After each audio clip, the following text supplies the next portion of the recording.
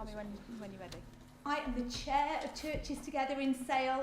I'm on the senior leadership team at Life Church Manchester, and I'm one of about 15 churches that are part of Churches Together. And so it is our great pleasure as Churches Together this evening to welcome you all to Salemore Methodist Church, and importantly, let me go backwards, to welcome our candidates. You need to go to the loo. There's a loo just in the foyer at the back, on the right hand side. If that is full, there are loos through there, but I don't know whether you're going to want to do the walk of shame. So if you don't want to walk for everybody else to get to the loos that way, if you really want to, you could go out the porch, down the side path, through the door, into that room, and then there's some more toilets at the far side. I'm hoping you can coordinate your peeing. And if we're not expecting a fire, we're not going to do a fire alarm. If it does all go up in flames, you need to go out the door you came in, if you're that end of the room, or you go through that door and then kind of left through that door, down the side passage, and then we meet in the garden next door, the car park next door on that side. We just follow everybody. And you have 3 minutes to get out the building. Is that right? Thank you, Glenn. Right, should have got a whistle. Ready, steady, go. Right, so I think without further ado, I am going to hand it over to Nathan. I do just need to mention we are live streaming this evening. I think you all know that. Really, only if you're standing here or sitting there will you be on the live stream. But if you go to the toilet through that door, there is a chance that you'll get caught on the live stream. So just so you know, if you don't want to be in it, go that way. That's all I'm saying. So thank you very much, Nathan. Over to you. Brilliant. Thank you, everybody. We've collated your questions and those submitted in advance. We won't be able to ask all the questions, but we've hopefully managed to kind of amalgamate some of your questions and create ones that will cover roughly the things that are of interest here. The way this evening will work is that in a moment I'll ask them just to introduce themselves, and then we think we'll have, just for 2 minutes, then we think we'll have time for about 6 questions, with each of them answering for about 2 minutes each, and there'll be a chance for them to sum up at the end as well. The assumption is that we're all polite and civil, so I don't want any booing or heckling, but you are welcome to give a round of applause in agreement or just to thank someone for that answer. That's perfectly acceptable to do. The assumption also is that everyone in this room wants what's best for our neighbourhood, for ourselves, for our families, for our country. We just have different opinions on what is a priority and different opinions on how to do that. So we can have the assumption that actually all the candidates here and all of us in the room, actually our heart and our desire is for things to improve and be better, and I think that will help the evening to proceed in the way that we'd like it to. So that's enough from me. I'm hoping to say as little as possible apart from the questions, but we're going to start now. If you just have 2 minutes, there's a timer here if you can see it. If I remember to press the button, just to introduce yourselves and maybe say a bit about yourself, about why you're standing or what your party's standing for, whatever you want in those 2 minutes. And after that, we'll start from that end. But for now, would you like to stand and introduce yourself? Okay. I'll give you a mic. Thank you. It appears I've drawn the short straw by going first, but at least I'm on top of the ballot paper. I used to be a member of the Labour Party. My grandfather was a Labour MP during the Second World War and afterwards. He witnessed the creation of the NHS. So you might wonder why I left. When I see the Labour Party supporting genocide in Gaza, it raises serious questions. When I hear Sir Keir Starmer telling the LB... Is that on? Hello, testing. You keep going. So when I hear Keir Starmer telling the LBC that Israel is justified in denying women, young children from water, food and power, and when both Labour and the Tories support the continued supply of weapons to Israel, I know... Is it working? I know that this is a Labour Party I could never support.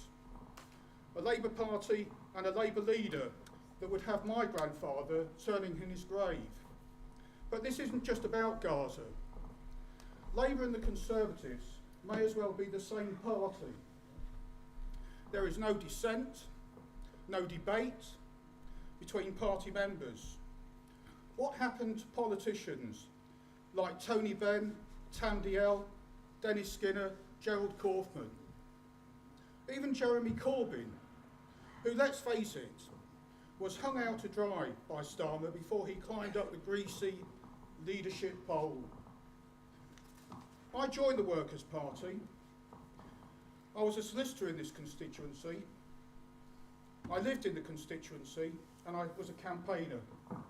Brilliant. Thank you very much. Now, I know there's a microphone somewhere in the room that's working. I can hear it. Great. Well, good evening, everyone. This is definitely working, this microphone. I'm Mike Kane. I have been your Member of Parliament for the past 10 years. It's been an honour and a privilege, and it's great. I'm humbled to be your candidate once again. I was born and raised here, right here. I grew up in a council flat. I was born in Wythenshawe Hospital, grew up in a 2-bedroom council flat on Warmley Road with my sister Maria. I was rehoused because I was overcrowded in 10 by the council to Northern Moor, to Newell Drive, and then at the age of 26 I married my wonderful wife Sandra, who's here, and I've lived in Northern for the past 28 years. Now, this election is going to be about more of the same, or it's going to be about change. Do we want the chaos and confusion that has reigned for the past 14 years with the policies we've seen, with the betting scandal this week, with the PPE scandals, with the parties, with the way they have taken us for granted, or do we want respectability back into our politics? Do we want us to deliver in our politics? And I think that's what this election is going to be about. So the Tories have stolen our future. Labour will get that future back. Our manifesto is clear, it's costed, it's about economic stability, it's about creating the Border Force Command, it's about GB Energy, and it's about improving our health services, our schools, and tackling antisocial behaviour, which are the key issues right here in this constituency. And I look forward, with the other candidates tonight, to exploring our manifesto further. And finally, can I thank Nathan and Helen and Churches Together right here in Sale, who I've worked with for the past 10 years, particularly with Christians Against Poverty, to set up workers who tackle the debt problems that our constituents have day in, day out. I'm very grateful for you for hosting this Hustings tonight.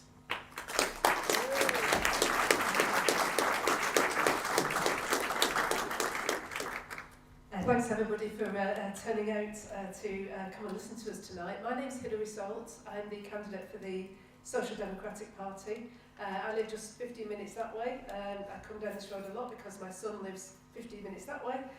So I've got both sides covered. I thought I might say a few words about why I'm standing. The reason I decided to stand was when I heard that the Tories were bringing back David Cameron. I just got so furious because I felt that that showed disrespect not just for ordinary voters but for democracy itself, and that's why I thought, you know, I'm definitely going to stand to give people a real alternative. Now, I don't know what people have thought about the televised debates. Have people been watching those? Yeah. I confess I've been rather disappointed by those, not just by the kind of shouting and the talking over each other, but also by, I think, a real failure to engage with the real issues that are affecting ordinary working people. Arguing about one very small differences in taxation doesn't feel to me what we need from our politicians. So I'm really hoping we can do better tonight. Of course, I want to hear what your issues are. I thought I'd throw a couple of things into the mix that are things that certainly I'm worried about.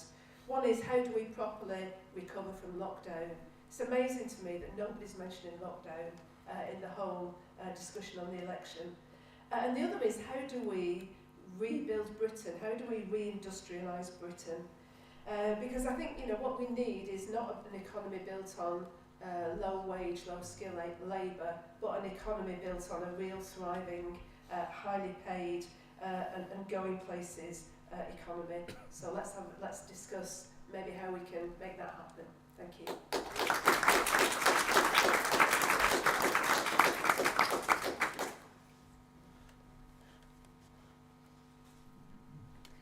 Good evening everyone, thank you for joining us and thank you to Churches Together for inviting us and hosting us tonight. I've come dressed in the appropriate manner for a Green Party member and I have worn the appropriate colours so you know exactly who I am at all times. I am a resident of Sale Moor and this is why I'm particularly delighted to be here with you tonight. My children have attended school in the constituency and I have lived here for a good number of years now. You will have to forgive me though, I'm an adopted daughter of Manchester, I'm originally from Kent. Please don't hold that against me. We're going to hear a lot tonight, I anticipate, about change. People are going to talk about change. But what change is anyone else promising? I'm really proud to stand here tonight and hold our manifesto and deliver it to you to explain that we are here to deliver real change. And by that we mean an end to the awful two-child benefit cap that keeps our children in poverty. It means a minimum wage that is increased to £16 an hour, that is paid for not by ordinary people, but by taxing fairly the millionaires and the billionaires who pay less than all of us, so that these crucial funding things are put into place. And that includes just feeding our children. It's an absolute travesty that children are going to school hungry. And the Green Party have a manifesto promise that up until the end of year 6, every child will be given breakfast, and up until the age of 18, every child will have a meal every day. And again, who's paying for that? Not you and I, the millionaires and the billionaires. We want to have real change, not just an illusion of change or a promise of change. And I wouldn't be a Green Party member if I didn't talk to you about the climate and the ecological crisis. But this isn't pie in the sky talking, this is delivering real change and real jobs and real difference. So retrofitting homes to make sure there is workers and jobs there, but actually your bills come down without any sort of additional taxes.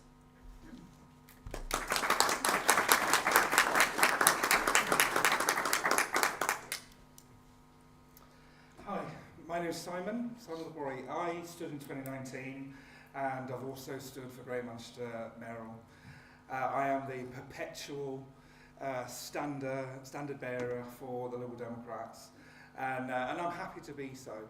I was lucky enough to be elected to council in Trafford last year after trying for many years and supporting others to get elected.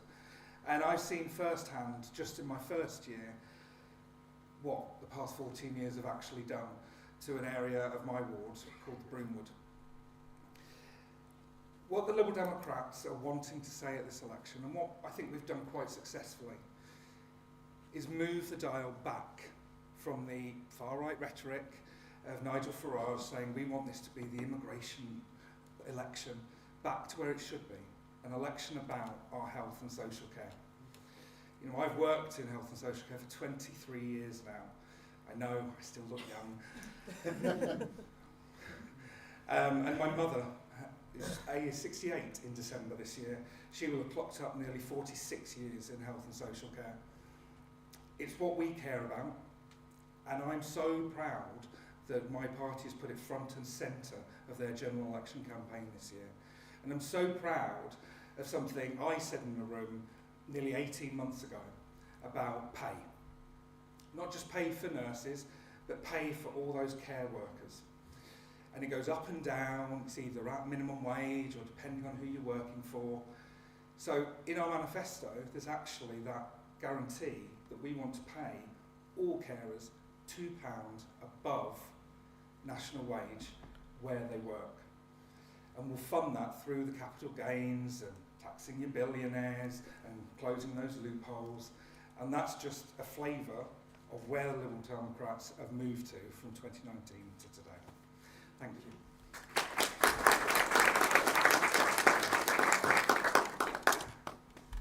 Hi there everyone, my name's Steve and I'm here representing the Conservative Party tonight. And I'm standing in on behalf of Sarah Beeman, who is the candidate of the Conservative Party for the next general election. So before I talk about my involvement I'll just say about Sarah. Sarah was actually born in London after her parents moved there from Manchester for work reasons. Sarah works in the energy sector and is the founder and former trustee of Ali's Gift, and that's a charity that supports teenagers and young adults living with cystic fibrosis. Now Sarah's slightly different to me on the political spectrum because she's a very passionate Conservative who I would say is firmly in the centre ground. So we do disagree on quite a few things. And the Conservative Party, as you will hear many times, is a broad church, and there's people there with lots of different views. But we try and strive to come together and iron these different views out and make the place better for us all. As what was said earlier on, we are all here, and I do think that everyone sat on this table does want the best for their area and for the people who live in their area. But we all have a different way of doing that. And sometimes we do a good job of it, and sometimes we don't do such a good job of it. And it's great, it'll be good tonight, I'm looking forward to this, because we'll hear some views and we'll have some really interesting questions, and we'll all have very different views in how we approach that. So, I'm looking forward to what we're going to do. Remember, we've heard about what this is going to be about. Is it about change? Would you trust the Conservative Party to change from what they've been doing? Because Rishi's coming up with a plan, he's got all these different plans. But one thing that does startle me a bit when you listen to all these different plans is the detail in the plans. And it's quite a big job, you know, to run a country and run a government. There's a lot to take on board, and we hear lots of little issues. There's lots more than them little issues to deal with. So I'm sure we'll cover many of them tonight as well. So I'm looking forward to it. Thank you very much. Great, thank you. Keep the mic on hand, because just to say that every single party who's standing in this constituency was invited, and these are the ones who responded, and we're happy to be here. We'll move on now. We've heard a bit about what they wanted to say, their standpoint. We're now going to ask some questions so you'll hear what your constituents, or people who hope to be your constituents, are wanting to know. And we'll start at the left end and move along for the second question. We'll move along one person, so that's the plan. So we are starting with you, Stephen. The first question for all the candidates are, who are the most vulnerable people in our constituency? What will you or your party do about their situations? Right, do you mind if I stay sat down for Yeah. Right, obviously the most vulnerable people. Well, there's lots of different groups of vulnerable people. You've got the elderly, you've got the young, living in poverty. Don't forget, this is a Labour strong area. It's been Labour since 1963. We had a Labour government for 11 years when we took over power, along with the Lib Dems for that short time. And the big statement that Sir Richard Lee said in Manchester was, we're the third most deprived area in the country. And this is after 11 years of a Labour government, and 20 odd years of a Labour council at the time as well. So is that really an achievement to be the third most deprived area in the country? You think that they've done something to level it up? And that's one of the big terms that's come through from the Conservative Party about making it fairer across the country. They highlight areas that are struggling in particular and make it fairer for everyone. That's what they're striving to do. You might not agree with that, you might not like people living equally in the same, but we do try and strive for that. And that's the way forward with that. So yeah, there is quite a number of deprived areas in Wythenshawe, we know that, and there's people struggling. But we do want the best for this area, and I think I'm under no illusions that, you know, Mike's got a majority of 20-odd thousand. It's unlikely to change. So the big question is, really, the Conservatives' answer to that was to level up, yes, try and do something about it. But in previous years, when it was Labour, it was still the third most deprived area in the UK.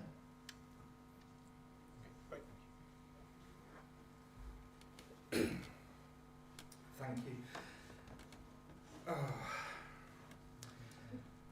The most vulnerable in our community.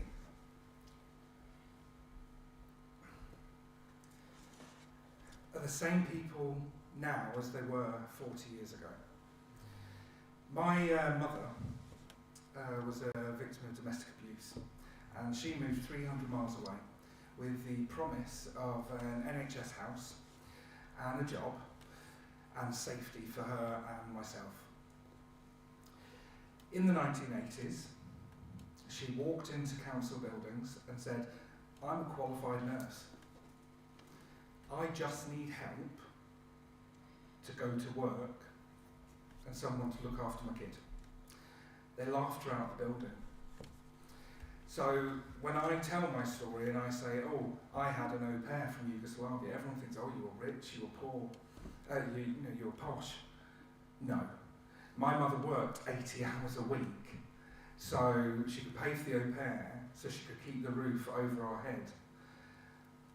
These things still happen today, and I'm 43 now, and I'm forever shocked that we're still in that state.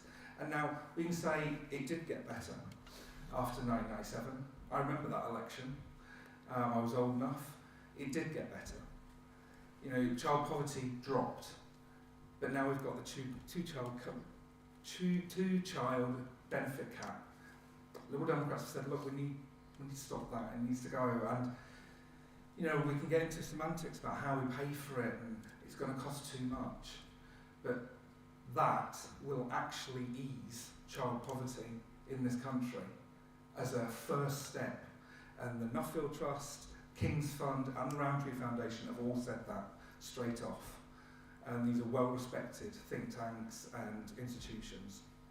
I know, yeah, it's a huge debate, but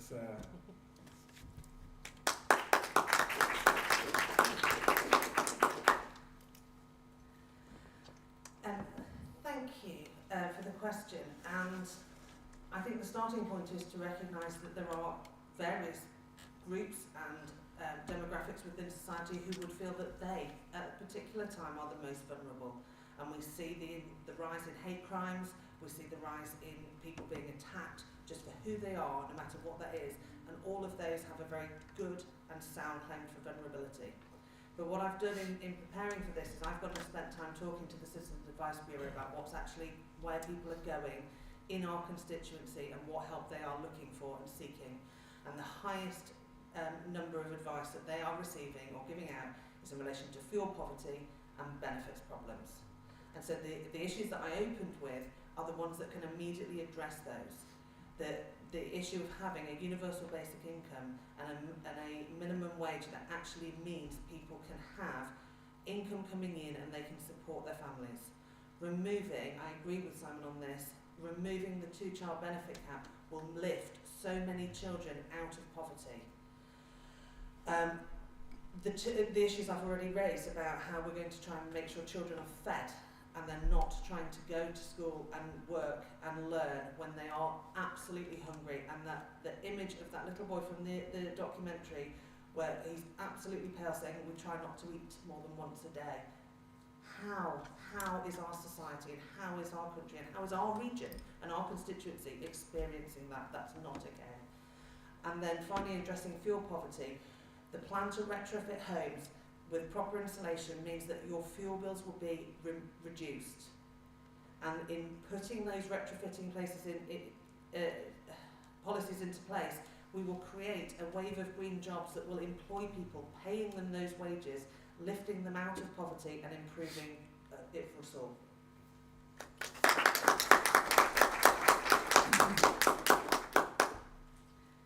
I guess I just wanted to maybe unpick the question a little, because I think this question of who is the most vulnerable kind of plays into, there's a bit of a tendency in the world we live in, isn't there, for people to kind of compete in their vulnerabilities, and I'm really not sure how helpful that is for us as a society. I don't think it's fair to say, one person's challenges are qualitatively far worse than another's. I think we need to recognise that there are lots of people in our society who need help and support, and let's stop kind of pitting people against each other to say that some people are more deserving than others. Because I think people who are not vulnerable are still struggling a lot. There's lots of people in our society who need help and support. I guess if I'm forced to pick an area of particular problems, I might point to our older people. And I think it's really important that people have the confidence that they will live through their older age in dignity. And at the moment, I don't think people have that. And the real failings of our social care system and the lack of comprehensive availability of good care for everybody is a massive problem. That's why we would introduce a national care service that would provide people with a reliable understanding of what they can expect for care in their older age, funded not by a tax on working people, but by a tax on multinationals who don't pay any tax in this country, so they're not paying their fair share.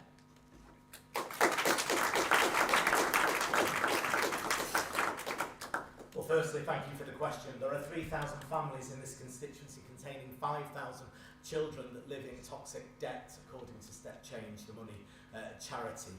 And toxic debt underpins almost all the other problems that people have in our community. I'd also say the most vulnerable key people in our community are the 15,000 people in this community in Manchester alone who are looking for a home and they don't have dignity in the home. And dignity is the first principle I always espouse when it comes to any policy.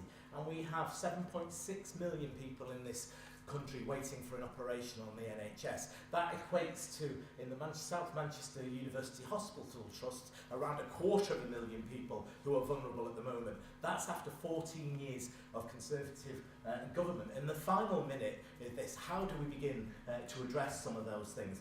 Firstly, stabilise the economy.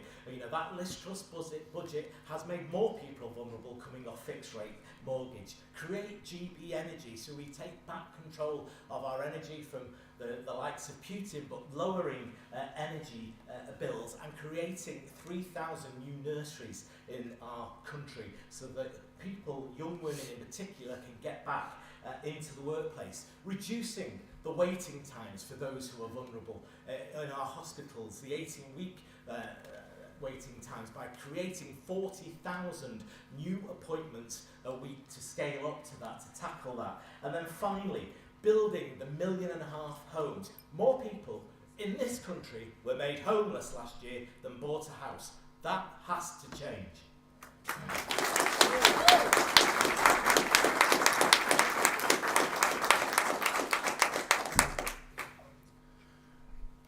Vulnerable includes those in poverty, physical and mental health, and also those in poor housing. So in respect of poverty, we would increase the personal allowance to 21,500, which would give an increase of £1,700 in tax. We would deprivatise the NHS. We don't want the private sector, it's collapsed with it in. So we want an NHS that can provide the needs of both mental health and physical care. In respect of housing, we don't want housing associations anymore. The tenants need to be able to vote out the landlords when the elections come. It's a semi-privatised system, this housing association system we got. There was a child that died in Rochdale because of damp and poor housing. And of course we need to build the economy and grow it. But we also need massive investment in the economy as well. We need massive investment in infrastructure, transport, and also to try and taking the point about deindustrialising, reverse that process. Thank you.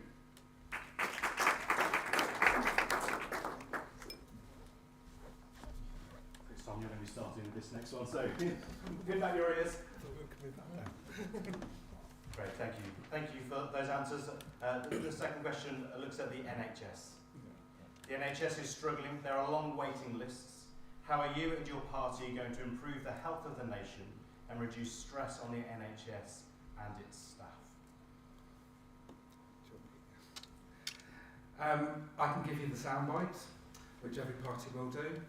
You're looking at 9 billion extra into the NHS to pay for 6,000 new GPs, a mental health practitioner in every school, and more community care within that.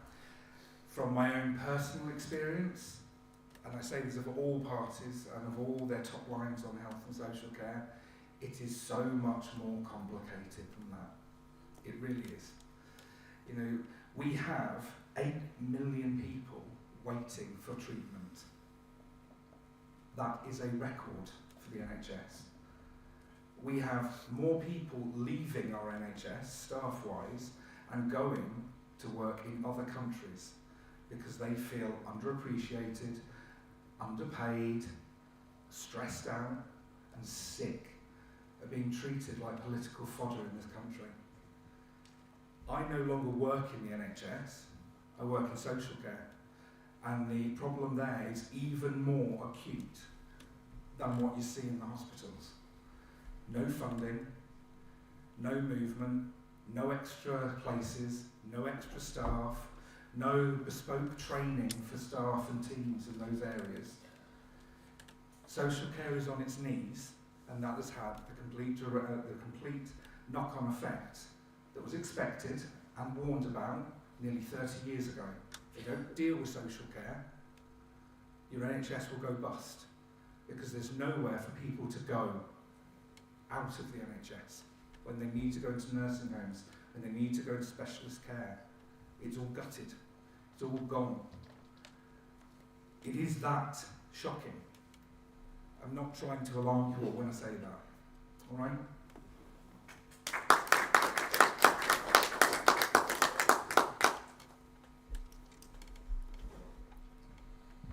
This is a bigger question than just the NHS, and I will come to the NHS.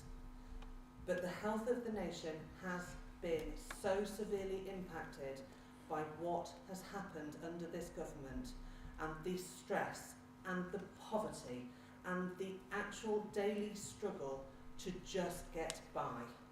And again, in the conversation I've mentioned with the Citizens Advice Bureau, they told me that the secondary level of concern and care they have to offer is around people who are struggling because living in abject poverty, not being able to pay your bills, being in huge amounts of debt because of stuff outside of your control, really has a very taxing effect on individuals. But yes, we will deal with the NHS, and we won't deal with it the way West Streeting keeps trying to tell us it by bringing in private industries that will destroy the NHS. And I have friends who are overseas in countries where, like America, where there isn't an NHS, and it's very easy. You get knocked down on your way home tonight, and if there isn't an NHS to pick you up and fix you, you are facing a bill that will remove your home and see you facing the homelessness that Labour say they're trying to address. This is the reality of what privatising the NHS will do, and we are committed to not doing that to the nation. And yes, there are issues around making sure that the NHS is paid. We have specific policies that are devoted not just to the minimum wage, but around pay rises in the NHS to ensure that those vital members of our society, our nurses and our doctors, who we owe an absolute debt of gratitude for what they did during lockdown and what they continue to do every single day for all of us, are paid properly. But also we need to look at environmental impacts to make sure that our air is clean, that we can enjoy our lives and have a universal basic income where we've got the money to do that.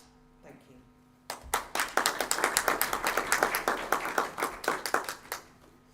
I think it's very easy to always say that the solution to the NHS's problems is more money. And I think we tried that, and we tried that, and we tried that. And it is time to try something different. Now, I think it's not a good time, I would say, given the NHS is trying to recover from the effects of COVID, to introduce large-scale reorganisation of the NHS. But it is time, I think, to think carefully about what should the long-term planning of the NHS look like. We've only just had, for the first time, a long-term workforce planning document from the NHS. The fact that we haven't had that before seems to me to point to the fact that perhaps there is an issue that we need to be concerned about. So I think we do need to think very long term about how do we train the right people to do the right jobs in the NHS. And those should be, you know, UK homegrown people. It seems to me embarrassing that we go around the world stealing other people's trained healthcare people to staff our NHS because we can't be bothered to train our own people.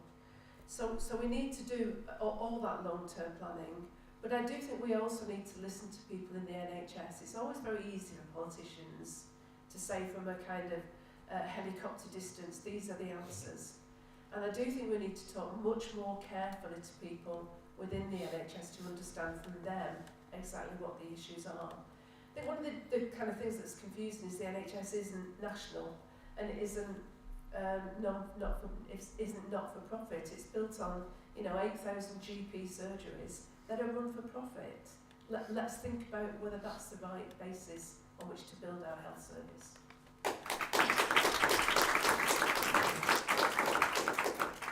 Well, firstly, we owe a huge debt of gratitude to our NH workers at all times, but particularly during the pandemic where we went out and clapped for them. I'm not sure that was replicated by government in how it has treated our doctors and our nurses. And in saying debt of gratitude, Helen, you were Nurse of the Year, if I remember rightly, one year. So let's give her a big round of applause as well for all she does.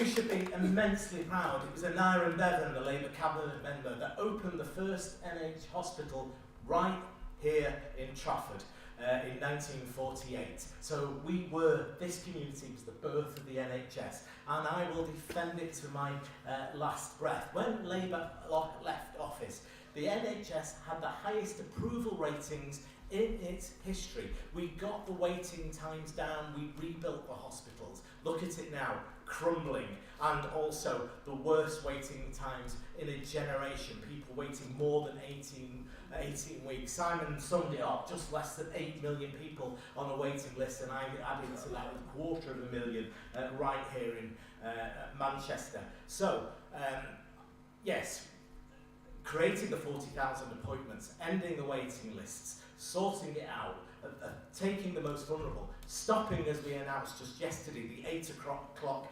scramble for GP appointments. GP appointments and dentist deserts that we have across our constituency and across the country. So we fixed the NHS last time we came into power. We are determined to fix it once again.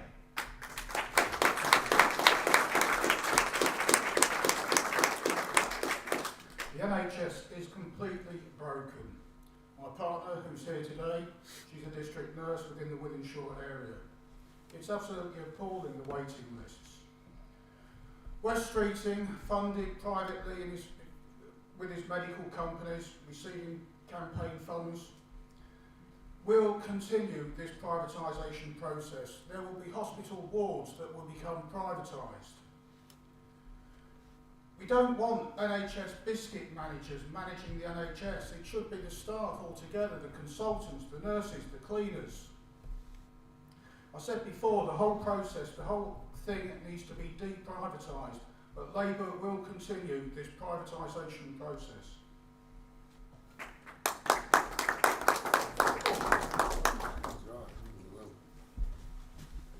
Well, the NHS is the Labour's favourite political football.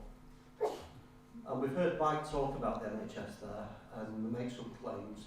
There was no real detail how they're going to pay for it or what they're going to do about it, in essence. In my view, the NHS isn't fit for purpose in its current form, and there does need to be changes. But I don't think the answer to it is just throw endless amounts of money at it. That doesn't fix anything. We saw what Labour did. We talk about privatisation. So when Labour were in power, we had the mid-staffs incident where people were losing their lives, and they were doing outsourcing then. That's what people are calling privatisation now. If the Tories do any outsourcing, that's privatisation. But for the Labour Party, that's outsourcing. And really what we need to be doing is getting better value for money when we're delivering services. So just throwing money at it is not good value for money, and it needs to be paid for somewhere. So getting the basics right with the economy, getting people back into work, and then we've got money then towards the health service. It needs to be looked at and redesigned, but I think that needs to be a cross-party thing where we can all put an honest discussion together about how we take this forward, because it is a real serious concern for everyone. So just throwing mud at each other and saying we'll do this, that and the other, it's not really holding water. We need to come to some real solutions with the NHS.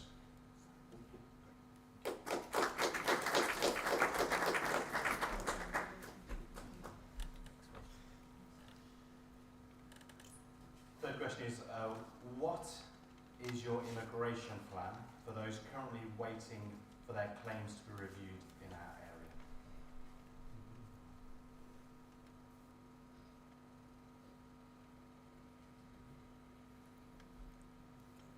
Thank you, sorry, I was just scribbling. We're very clear, we've got to stop treating migrants and immigrants into this country as if they are something terrible.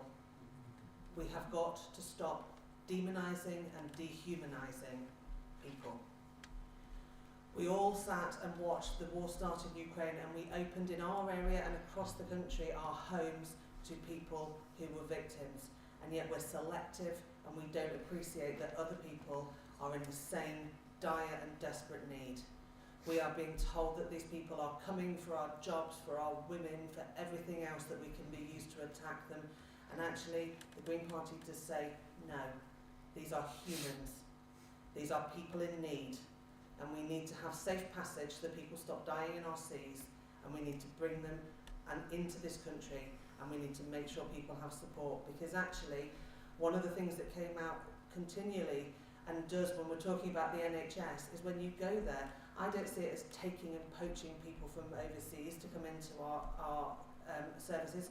I see it as people coming to our country and bringing their training and their experience and coming here to work here, to look after our people and to spend their money that they earn in supporting our economy. And we've got to stop treating them as if there's something terribly wrong with them. No human is illegal.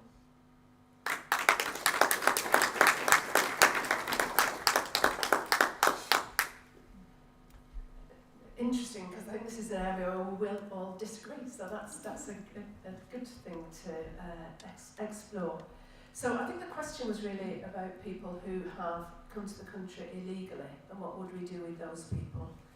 So our proposal would be that people would be given a probationary right to remain, but they would be on probation, and we would be making sure that those people don't do some of the things that some of our immigrant community have done in the past, which is to engage in crime. So, you know, they would be effectively on probation. I think more widely, because I don't know if we'll get another immigration question, so I think maybe to widen it out a little bit. We are very clear that we need an end to mass immigration. Now, that is nothing to do with immigrants per se. That is to do with the fact that we need to rethink about how we build our economy. And for the last 2 decades, we've imagined that we can build our economy on a cheap labour, low-paid, low-wage system and just throw people at any problem that we have. Now, that is not a way to build a country that will provide a good tax base, good industry, good skilled jobs. We need to rethink that completely, and we need to rebuild our economy in a way that doesn't rely on imported cheap labour to sustain it. That means training people properly, it means rethinking our education system, it means rethinking our industrial strategy. And all of those are really the ways in which we will find a way to rebuild Britain and provide adequate jobs and services for everybody.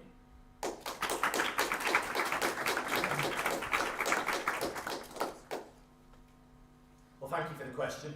Again, I'm the son of immigrants. I'm very proud to have been your Member of Parliament, and I hope so to do so again. And over the years as being your Member of Parliament, I have worked astonishingly hard with the community to welcome the Hong Kong community that has thrived here in Sale, to welcome the Afghan community after the fall of Kabul 2.5 years ago, to welcome those Ukrainians, and I set up the Well project in Northern Moor with Syrian women and refugees from the Syrian conflict, and I'm proud of that record of working with those most persecuted people across the planet to bring them here and welcome them to Wythenshawe and Sale East. Now, one of the key issues is that we have lost control of our borders through the small boats crossing. Record numbers again yesterday. We've had a Prime Minister for 2 years who said stop the boats. The amount of people coming in the boat has gone up and up. And we've had this gimmick of a policy, the Rwanda plan, which has cost you hundreds of millions of pounds, and not one plane has taken off, and I don't think one plane will ever take off. One immigrant decided to go to Rwanda voluntarily and with a huge grant, and they've lost that person now. They don't know where they are. As your constituency Member of Parliament, the Home Office is broken. They don't process these claims. People are living for years without getting a national insurance number and being unable to work and living in abject poverty. That's going to stop because we're going to process those claims, and we're going to set up Border Force. This is going to be paid for by scrapping the Rwanda policy and smashing the criminal gangs, and they are criminal gangs who trade on some of the most vulnerable people on the planet by putting them, women and children and men, on small boats and sending them across the 22 miles of the English Channel. We're going to smash that and stop it.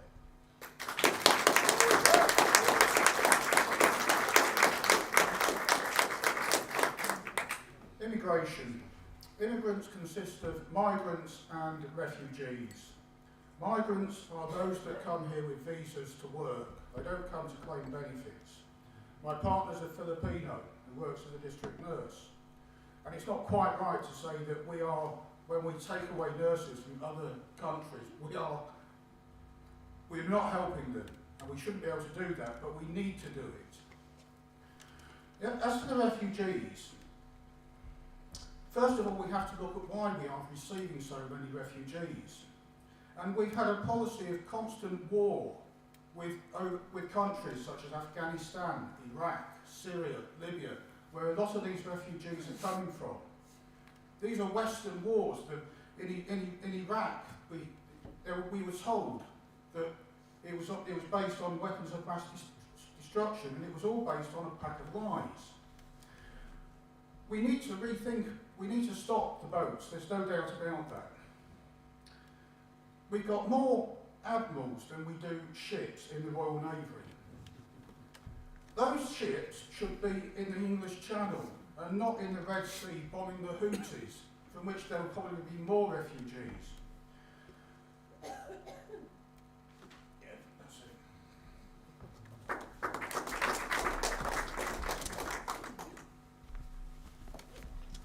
Well, actually, I've heard some good points from the panel, to be fair.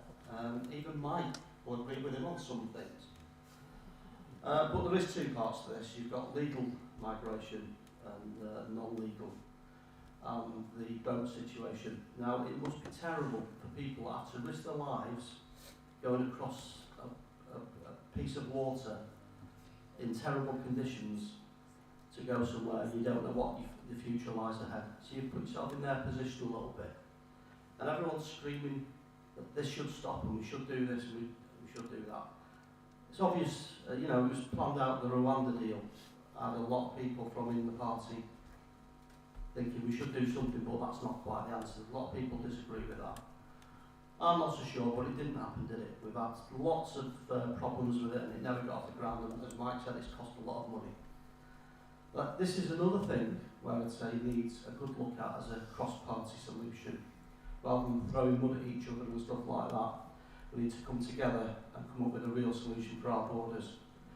Now, the Conservatives have tried a number of things, and at every point, they'll have the civil service and judges ruling against any decision they've made which has hindered the government from achieving what they wanted to do. So moving forward, we really do need to get our heads together and bring this forward. But another side to this as well, we get certain areas, and it tends to be the low economic areas of our nation, where we flood the areas out with these unfortunate people. And these are areas that are already struggling with the health service and dentists, for instance. It took me 18 months to get a dental appointment. Because people coming in, immigrants, need help as well, and they're allowed to have help, and they should do as well. That's what our nation's about. But ordinary people and people that can't make ends meet are struggling and can't get things like dental appointments, so it does need a serious look at.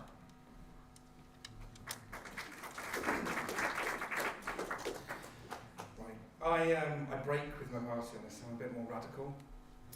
Why?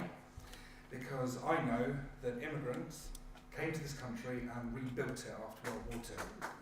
Full stop.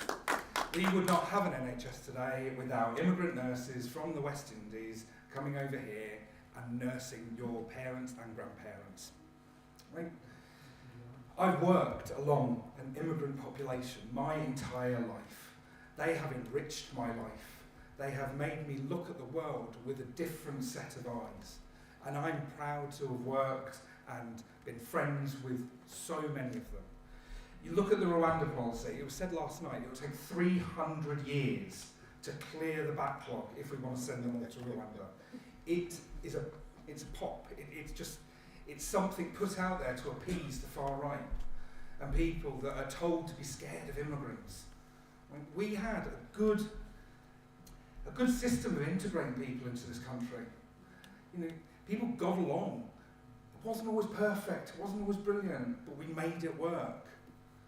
And something's happened over the past 20 years, and that was Nigel Farage and his bunch of right-wing thugs who have been called out today for the homophobic, racist gits they actually are in Clacton. If you've not seen any of that, please watch Channel 4 News, because it's not shocking to me. I knew all along. We need to get real about asylum. We need to reopen our broken system, and we need to have points of safe entry around the world for people to seek asylum, instead of travelling through France and then paying these gangs in order to get across the channel. We need safe routes. That's what's missing. They've all been closed. That's why we've got so many people coming through France and then paying out thousands to get across the channel to corrupt criminals. And we need to deal with the gangs.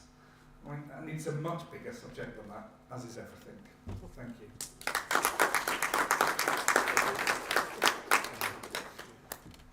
Thank you. We had a couple of questions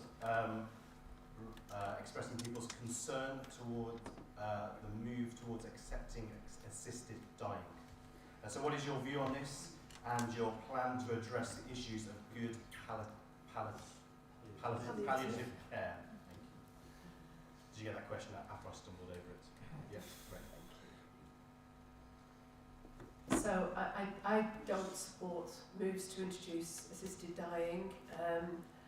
I think our experience internationally of places where this has happened have given rise to some really, really concerning problems where the idea of a person and patients taking their own life has been put in their heads.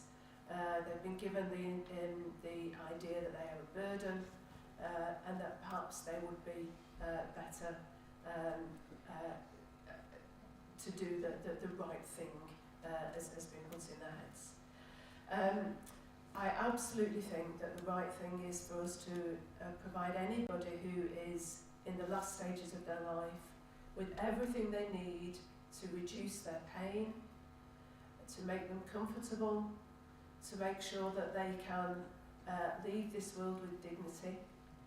I have to say that many people in the room will know that dying is never nice. And we need to make sure that we provide services that allow people to make it as comfortable as is possible without putting people in a situation where they believe that they need to take decisions which nobody should ever be asked to make.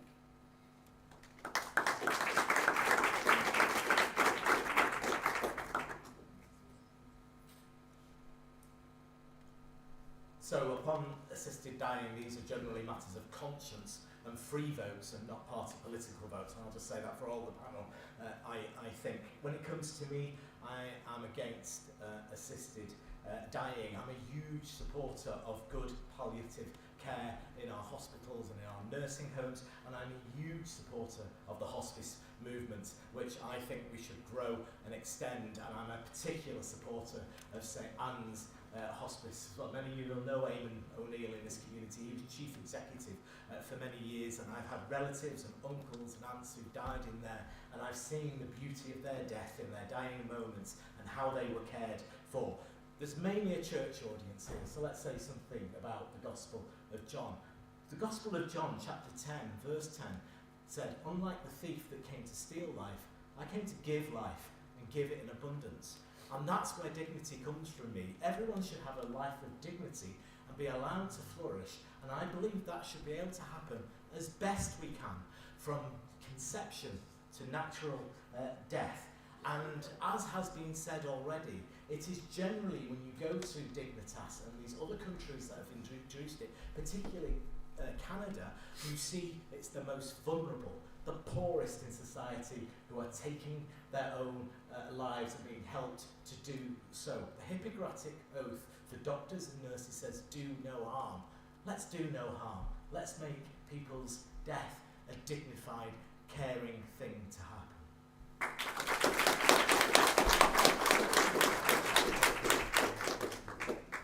Thank you. Esther Ransom brought this up recently, and I think she's campaigning for it. Assisted dying is for someone who wants to commit suicide but can't do it without help. On balance, I'm not against it. I don't have any strong feelings either way. I do believe if law provided for assisted dying, it would need to be done by way of a court order. But that's it.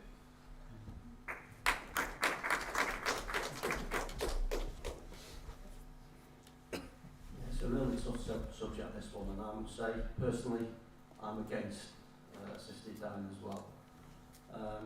But I'm always up for the debate on it as well, and listen to the pros and cons on this, and I've had a few discussions with various MPs this very same subject, and I just couldn't bring myself to allowing someone close to me to die. I'd do anything to make them comfortable and try and give them the best possible life. So palliative care is a major point, and I really agree with Mike, what he says on this.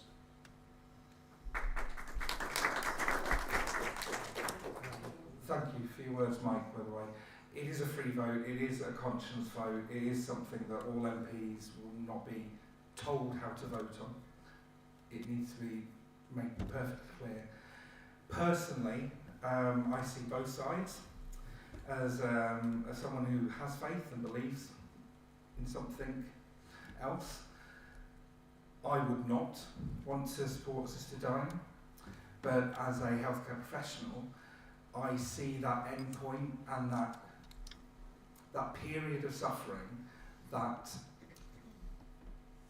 choice could have avoided, and I don't know. The answer is still I don't know. After 23 years, I still don't know which side of the fence I come down to on this, and that's an honest answer from me. I just don't know how I vote, and I think it will take a much bigger debate, a much longer debate. It's not going to be done overnight, if it ever is. It will be a huge, grand debate, and that's right for the subject. It should be, with everyone talking and everyone feeding in, and many ideas coming in, because that's the only way we're going to get to something that we can, or most of us, can agree with. It's a really interesting subject, emotive, and I just don't know yet. Thank you.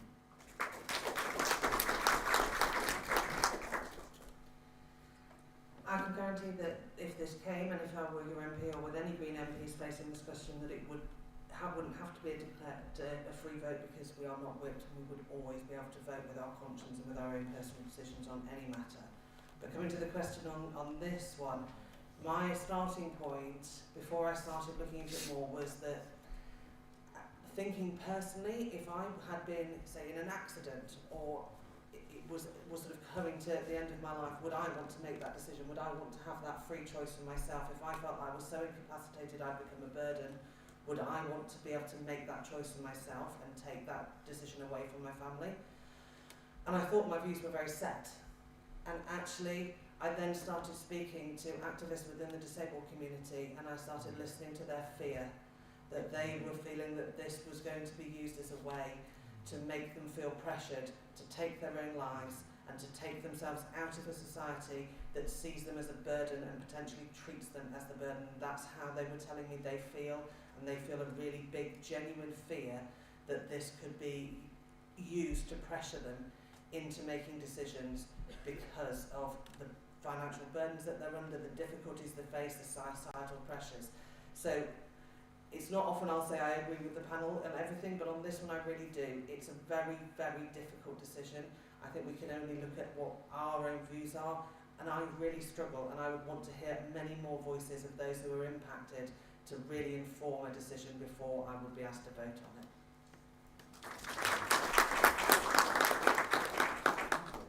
It's a new question. You're starting, Mike. Okay, new question. Is the current voting system fair in your view? Should we abandon first past the post? That's quite the question this week as the polls roll out and roll out. I have to say this first and foremost. I've got to fight, and we've got to fight the election on the rules that they're currently based on. Okay, and so I am not going to go down some avenues of what if and maybes. And in doing so, I have seen proportional systems in Ireland, in France, and other places. And while you get a more balanced view of the parties, you tend not to get firm governments. And I think that's the key to our democracy in this country. So in voting for me, you actually are voting for someone who is a believer in the first past the post system. I would say this about democracy. Churchill famously said that democracy is the worst form of government until you've tried all the rest of them. Okay, so I think we're fighting this election on a first past the post system. You know, if you want change, you know, you're going to have to vote for the Change Party, and that will be the Labour Party next week. If you want 14 years of more chaos, okay, then you know that's the Conservative Party for you next week. But in this constituency, it's going to be a straight choice between Labour and the Conservatives. Vote for me.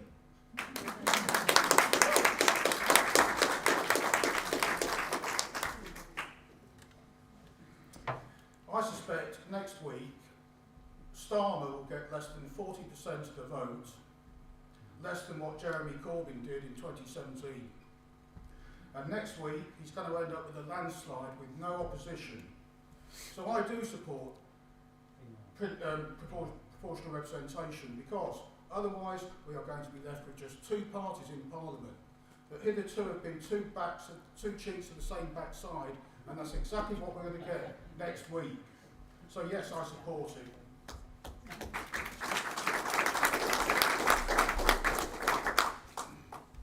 Well, the way the polls are going at the moment, I could be tempted to go for it, but no.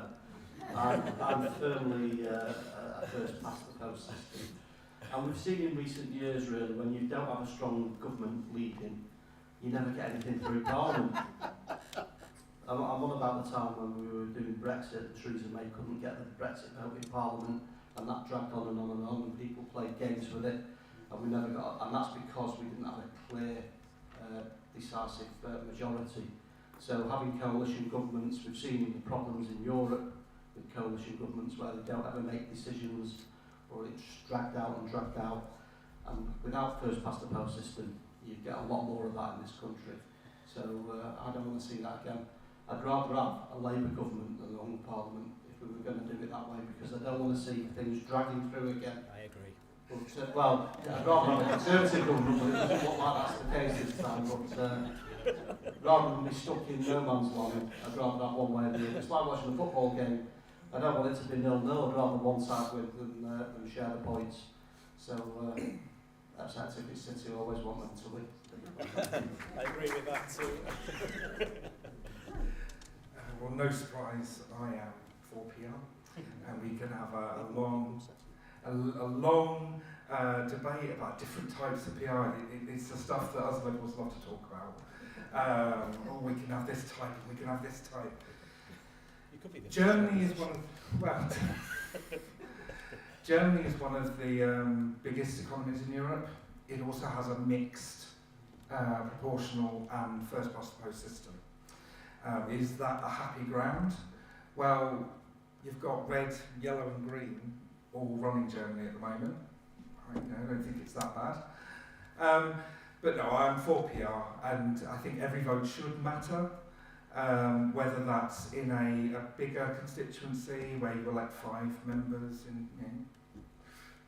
But at the moment, 55% of people, I think, I can't remember your exact figure, Mike, from 2019, vote for Mike. 55%? Yeah, something like that. So 45% of you, your vote didn't matter. Even though Mike's elected to represent this constituency, he wasn't your choice. Yeah, but he's represented the constituency well. I'm not going to dig at that, by the way. But your vote didn't matter, and I think that's the unfairness in the first past the post system. Every vote should matter. We shouldn't have to go around saying it's only between us two. It should be a case of every vote matters, and every party gets the representation that they deserve from Parliament.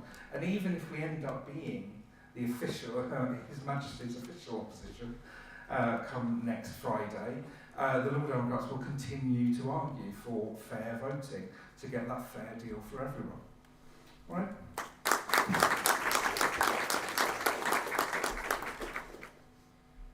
First past the post is broken. Our electoral system is not fit for purpose. It needs to go.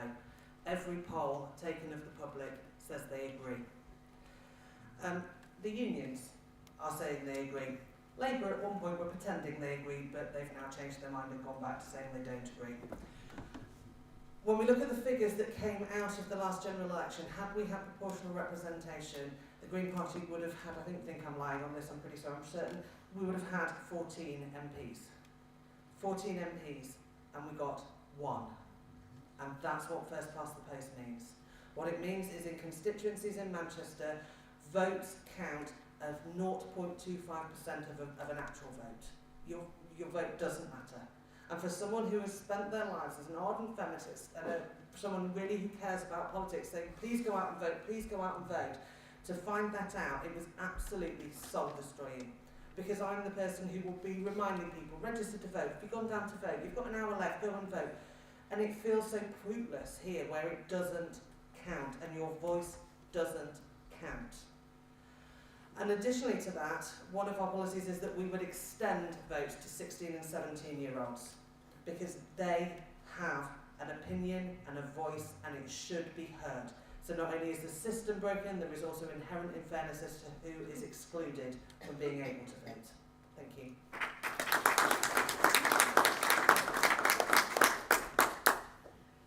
Is the current voting system fair? No. We believe we should definitely move to a proportional representation method. For those who are very interested, we prefer the DeHont method. It's a surprise to me to learn that first past the post has delivered firm government. That doesn't feel like what we've had for the past few years to me. And I think, I would argue that in the people say that, one of the problems with proportional representation is you get coalitions. Well, we've got coalitions now. If you look at the Tory party, they're a coalition of lots of people who think very different things. If you look at the Labour Party, they're a coalition of people who think very different things. They're trying to make sure that they're keeping happy both the Islington middle classes and the ordinary working people in Hartlepool. And I think the discussions on the issues of same-sex spaces this week have illustrated that it's absolutely impossible to keep those two people happy. So what does that mean? That means that, effectively we will be voting in a government that we don't know what they do think, because actually they are already a coalition. And so the argument that first past the post delivers stable government, I really don't think holds water. Why is it important to have a system where people's votes really matter? It's important because in a democracy, we need the elected parliament to be representative of the electorate. And certainly talking to people on the doorsteps over the past few weeks, there are hundreds of people who do not feel that the current uni-party system has anything to offer to them.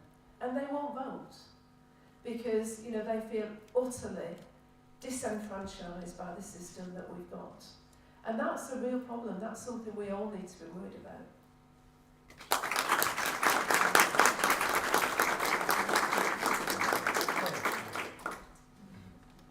Question on education. What will you and your party do to address the funding crisis in our state schools, which has buildings falling down and children with special educational needs being put further behind? There has to be a major review of our schools.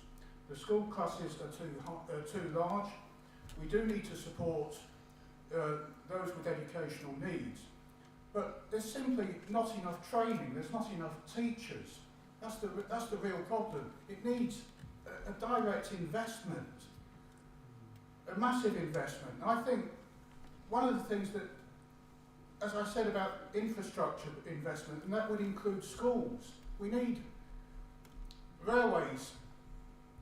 And this could, in 1945, the debt to gross domestic product was 220%. It's 100% now. In Japan, it's 263%. Yet, we keep being told by the IMF and or the Bank of America, what it should be called, or the Institute of Fiscal Studies, no, you can't do that, you can't do this. And what Labour will bring you next week, with their thumping majority, is more austerity.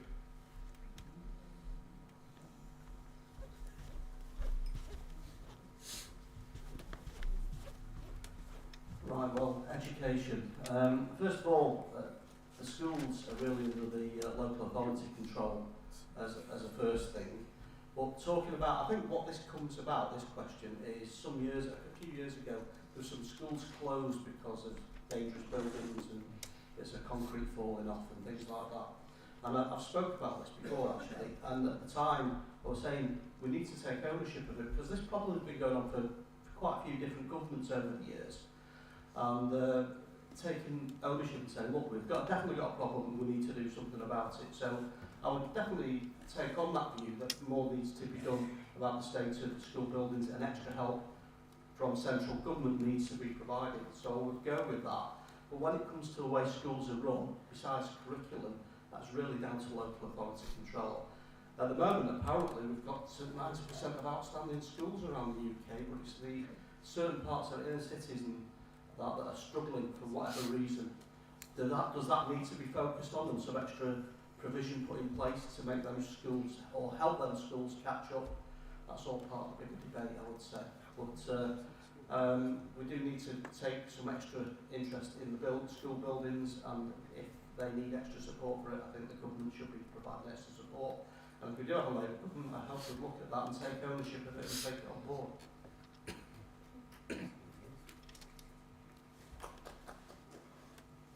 Thank you. So I just need to correct, most schools are now academies, so they're not run by local government. That's a process that's been accelerated over the past 20 years. And that's an argument here in Trafford as well. Most of the grammar schools are now academies, so no one could change how they admit people, even if they wanted to. Not that I would want to. The Liberal Democrats have always prided themselves on being a party of education, of early years education, of making sure everyone gets the best start in life. And that's what our schools should be. They should be places where kids come to feel safe, and if need be, get fed with free school meals, get a decent mental health practitioner to aid them as they grow up, so as to help them realise their aspirations. That's what schools should be. It should be where they play, they laugh, they enjoy and they learn. And if they can't do that safely, then we've all failed. Because those kids, if they're not having all of that, they grow up to have problems in later life. Whether that be mental health, whether that be social problems, whether that be isolation problems. It all starts in school and at a young age. And if we're not getting it right, it's going to end up costing more down the road. And that's basically it, really. You know, you can read the manifesto. It's out there, it's online. It's got a full raft of things of how we'd improve schools, including getting rid of and reforming, I think now, Ofsted, that is just a noose around the necks of most teachers. But I'll leave it there.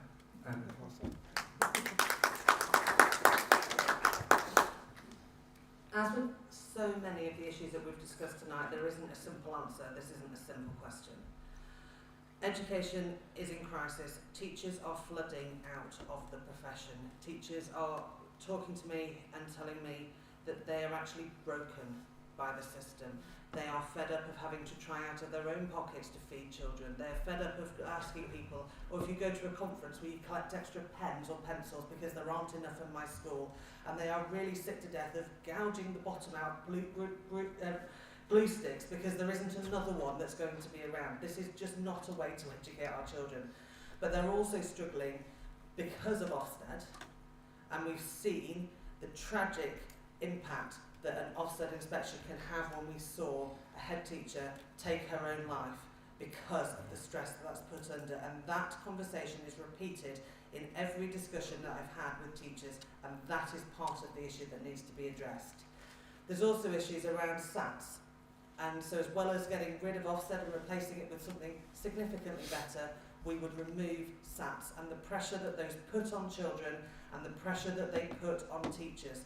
When Year 6 teachers are saying, I'm not teaching, I'm preparing children for a test, how is that building a love of learning? How is that building a love of education? And how is that telling children that they have value and worth if it isn't that they did quite well and got greater depth in an exam? That's not what our very youngest people should be facing. When it comes to special educational needs, it is a travesty, and it is a travesty not just in schools, but in all the systems that support it. If you can't get a referral to CAMS in 2 years, how are you helping a child who needs urgent help today? If there are no educational psychologists because they have been removed and underfunded, how are you helping that child today? It's a bigger problem than just schools.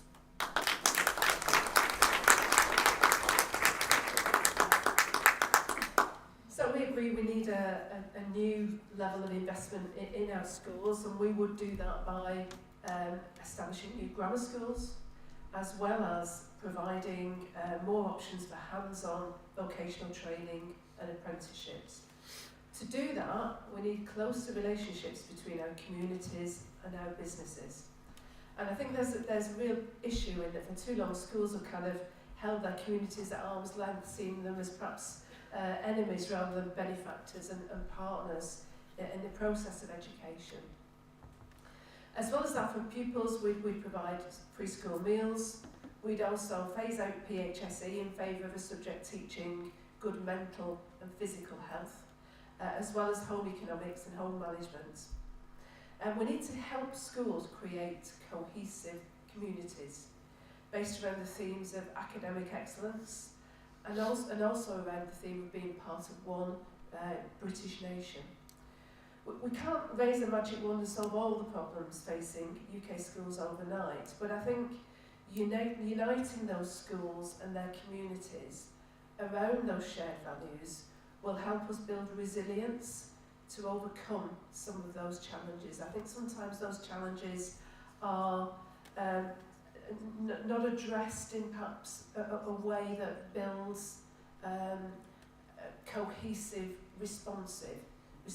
So I think we need to find ways in which we can help the education sector to really build our own communities and their own values that can help them get over some of the challenges they face.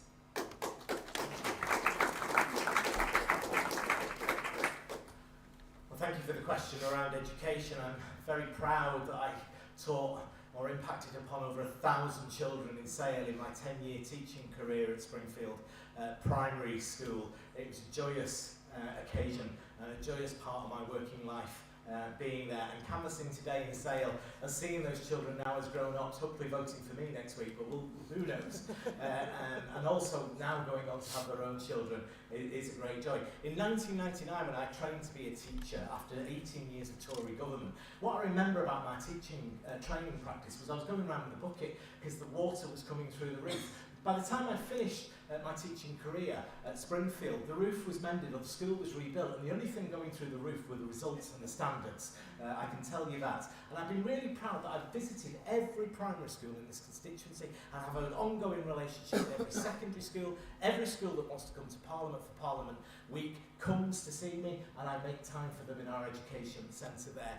And we've managed to get the resource now to rebuild Sale High School, which we'll be doing in the next few years, and I led the campaign to reopen Newall Green Primary School over on the other side in Wythenshawe.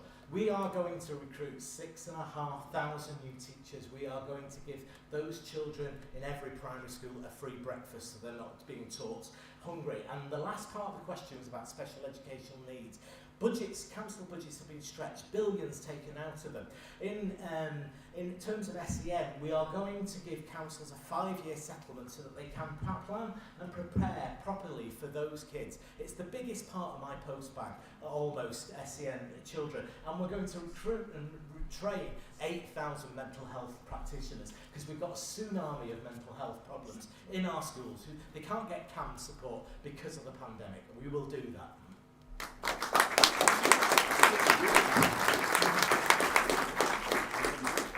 Thank you. I really appreciate you keeping to time and you being short, so it meant I've had time to squeeze in an extra question, and it was fair up until this moment as who gets to start first. So I'm sorry, Stephen. Yes, slight disadvantage that you get to kick off this first question.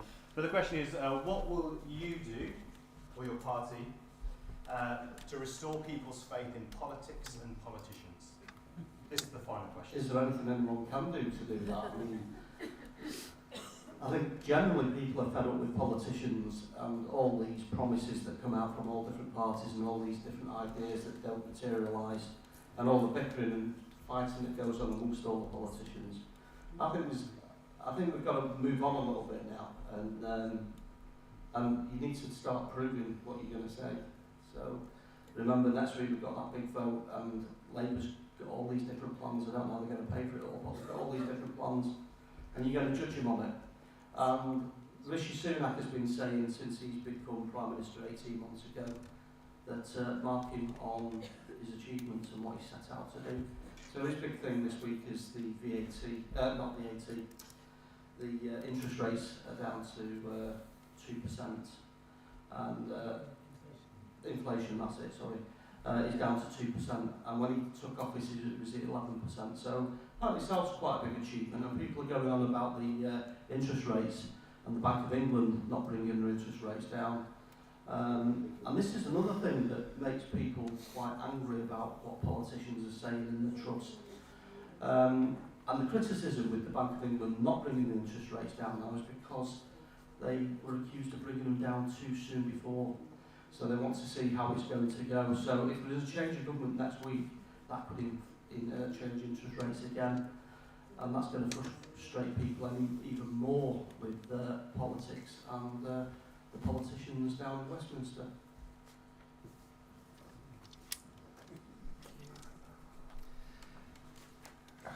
We should all just try telling the truth for once, really. Let's start with that. I'll use this example because it's already been started.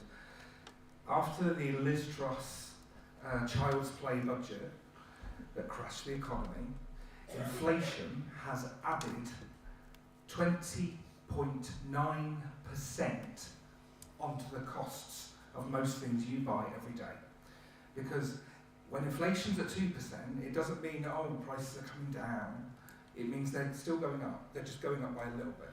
So over the past 10 years, inflation's actually gone up, or prices, by 30%. We don't teach that at school, and maybe we should. Maybe we should teach how politics works at school. Maybe we should teach how local government works at school. So people, when they graduate, when they're finished with school, they actually understand what they're voting for and how they're voting and what they care about most. And they can actually ask, well, you're saying inflation's coming down, but it's been going up, it's gone up by 20%, prices are still high, I don't understand that. And I mean, Brexit is a key indicator of all of this. Do I think everyone was well informed to make that choice in that referendum? No. Do I think a choice was made? Yes. I've accepted it, we've moved on, but we've now got all the problems that are related to it coming true. But most people don't want to listen to the truth, they just want to hear things that they agree with. And that's that. So thank you.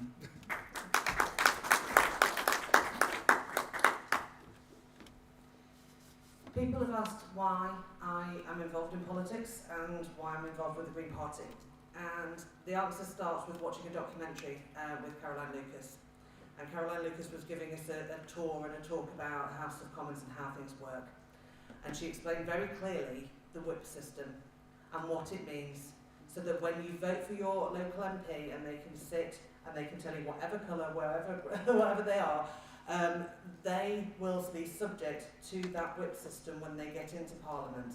And they won't be, unless there's a declaration of a free vote, they won't be voting with their conscience, they will be voting with the party line. And the Green Party do not whip our MPs, we do not whip our local councillors, we do not have that as a system. And it was really shocking to me in that documentary because Caroline Lucas was talking about grown adults hiding in the toilets in the House of Commons to avoid the party whips when they were being asked to go into the voting lobbies, because they do all troops out and stand in different parts of the building to vote. That's absolutely crazy. We shouldn't have that system. You should be able to say, I like that individual and I like what their views are and their policies are, and I will vote for them because they will go and represent me. Not that they will go into Parliament and that they will be told, it might be that this is really important to your constituency, but our three-line whip is, you are going to vote against what your constituents want and against what your conscience is, because otherwise you won't have a place in this party and you won't progress. That is appalling.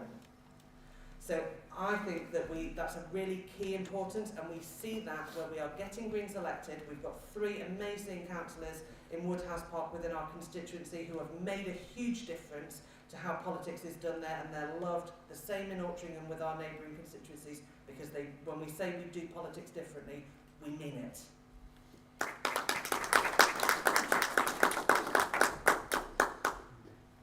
So I think I want to turn this question round. So the question is, what should politicians do to restore people's faith? And I kind of think I want to say, well, isn't it about time politicians had a bit more faith in ordinary working people?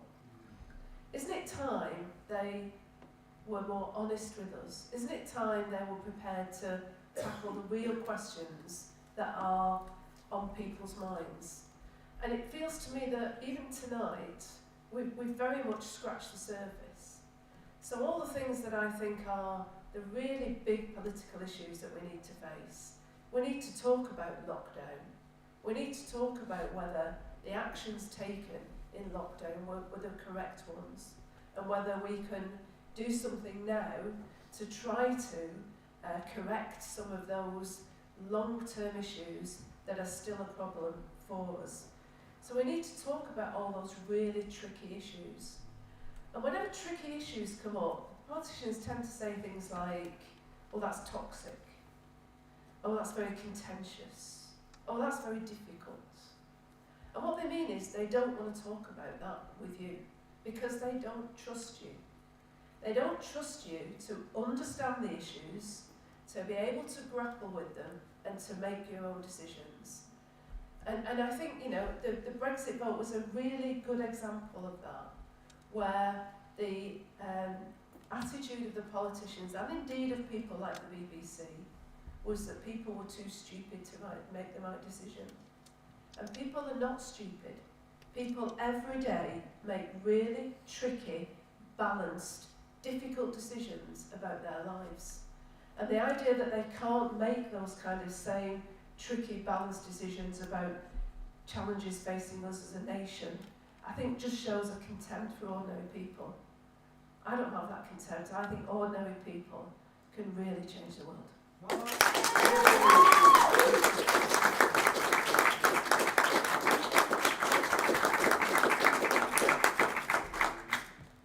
Thank you for the question.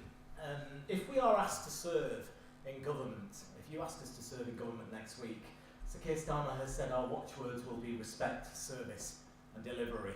And I think we will come back to those words every day when we make the changes that this country needs making. For me personally, politics is about vision, it's about guts, it's about gravitas. It's also about character, depth and discipline. It's a tough job, it's a great job, but you can make the change. Margaret Mead, the American psychologist, said, never doubt that a small group of like-minded, committed individuals can change the world, because nothing else in history ever has done. And that's that every day you should go into politics thinking that. And so I still have big ambitions. Yes, I'm shadow maritime space in aviation, and I want to do things on that, but that's not about tonight. I want to see the improvements that I've helped start in Sale Town Centre carry on. I want to see Sale High School rebuilt. I want to see Sale Grammar School with its rack building sorted out. I want to see Wythenshawe Hospital remodeled, so we build 1,000 houses for key workers on that site that are socially owned. I want to see Wythenshawe Town Centre, where I put a bid together for £20 million, which I won, get regenerated with another 2,500 homes, so people have dignity and choice in where they live. I've helped bring the tram through Wythenshawe. I've encouraged Manchester Airport to build a second terminal. I've encouraged Amazon and worked with them to come to our constituency. I've also got the Hook Group to come here. So it is about integrity, and we've had the betting scandals, the parties and the individual scandals, but don't let that bring every piece of politics in our country down to the same level.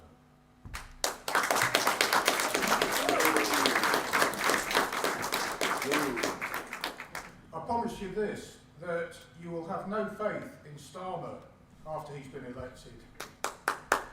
He reversed all his promises for when he became elected leader after Corbyn left.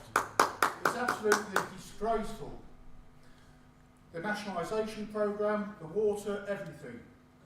When he was Director of Public Prosecutions, he didn't prosecute Jimmy Savile. Files went missing. Files, seriously, the real point I'm making is that we know that files went missing. After the inquiry was carried out, there were some files that were destroyed, and the same thing happened with Julian Assange as well. Oh, conspiracy everywhere. Come on. What we need is a voice of dissent in Parliament. We're not going to get any voice of dissent. It's going to be the same voice either side of Parliament. And that's why we won't have faith in this new government, I promise. Great, thank you. That's all the questions that have come from the floor. I'm going to give you 1 minute. No, start with you, Simon. Just to sum up what you want to say to close with. I don't have a minute countdown, so I hope you can work out from the 2 minute gets to 1 minute, that's the end of your minute. Okay. Don't worry, I'll just look at Liz Patel, just like we're in the chamber. She'll give me a scowl when I've gone over. No, this is one of those elections that comes along every so often. And as I said earlier, 97 was another one of those elections. It was that massive change. 79 before that. It was just that massive sea change. And I think we're waiting for that now, and I think we're ready for it. Some of us are desperate for it. And as Liberal Democrats, you know, we've had fun this election, and we're not shy in saying that. You know, our leader has got on the news, got in the papers by, you know, falling off paddle boards and coming down water slides. But there's been a serious point behind each and every one of those things. He's got to talk about children's mental health. He's got to talk about sewage in our rivers and our lakes. He's got to talk about free school meals. And, you know, if you like me, if you like those ideas, then vote Liberal Democrat for a fair deal.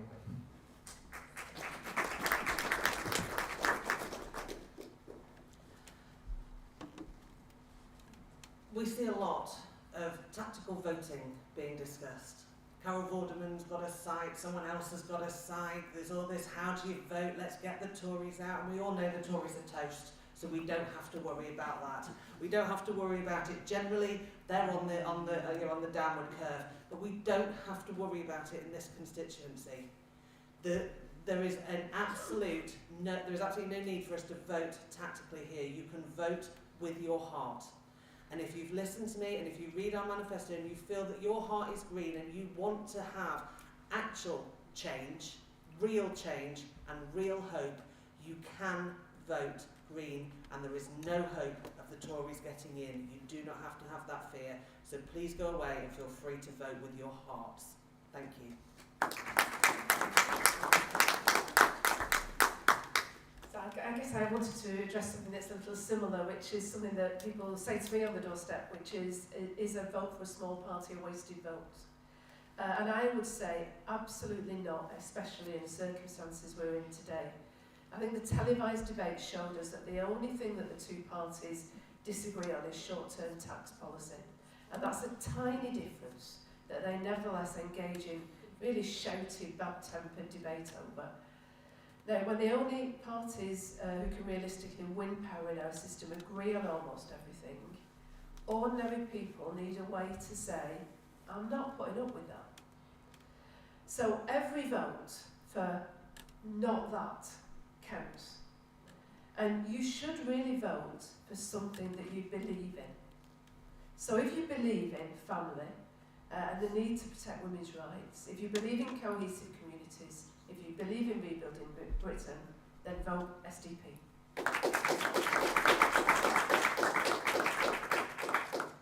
I think one of the essential elements of democracy is participation. So first and foremost, I want to thank you for turning up tonight and listening to us. And secondly, can I thank the other candidates in this incredibly difficult age where I was personal friend to Joe Cox and David Ames. Putting yourself on the ballot paper is a brave thing to do, so I thank you for doing that as well. And can I thank Sale Churches Together for hosting tonight. I stand on my record locally, which I've talked about quite a lot in this meeting, but I stand on my record for you nationally, working with residents in this constituency who've been infected by the contaminated blood scandal, those who die of mesothelioma, lung cancer early, working with the importance of international developments. The biggest killers in my constituents are COPD, diabetes and hypertension, and I work with groups to try and tackle those things as well. I will continue humbly to make Wythenshawe and Sale East better for you, and I will work with you every day, whether you vote for me or not, to do that.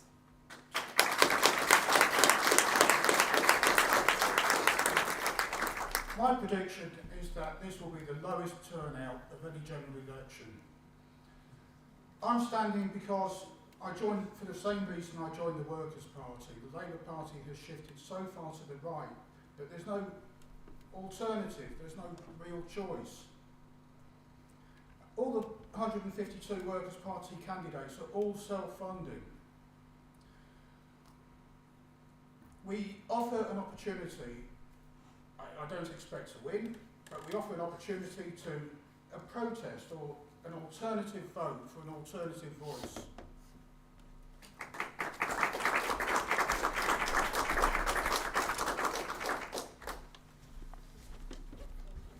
Now, I think it's important that people really do go out and vote, and we do have a big chunk of people that can't be bothered, or they think, what's the point, nothing's going to change. But without everyone going out and voting and encourage people to go out and vote, nothing will change, that's true. But it's important that everyone's vote is taken into consideration, and this is what's so important about it. Now, I've been involved with Wythenshawe and Sale East Conservatives for about 15 years now. And hopefully I'll be here in another 15 years as well, still doing the cause. And it's local politics is very important. It's also important to have the right voice in Westminster as well, that can fight for your hospitals and for your infrastructure and for your education and all these important things. But locally as a party, it's important you do that as well, and because you've got different oppositions around here locally as well, particularly the Conservatives or the Lib Dems. And we've got the Greens in Woodhouse Park that are making inroads there as well. And everyone puts a very valid point into local areas, and I think it's important.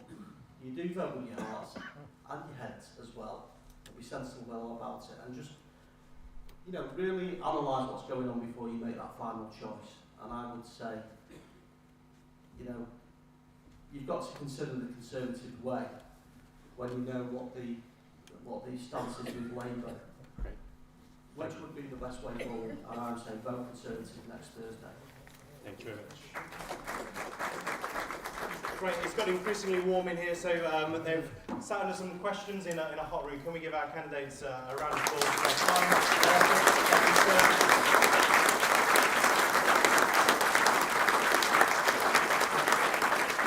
Colin's loitering, so I imagine she wants to say something as well, but just a reminder, please remember to take your photographic ID with you when you vote.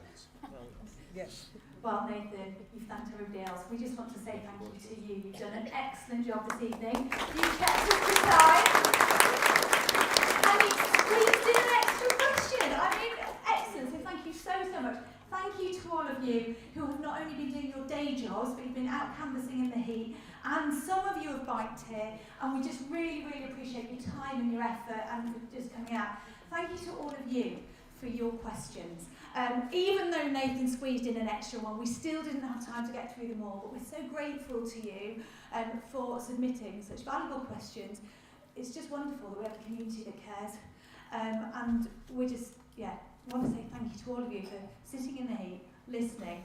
And as churches together, you know, as Hilary, you said, ordinary people can make a big difference. So if there's a way that you think that the church could help the community, come and talk to Churches Together in Sale. You've got our email now. You can you can email us questions about all sorts. Anyway, I won't keep you any longer. Thank you so much for coming, and have a good evening.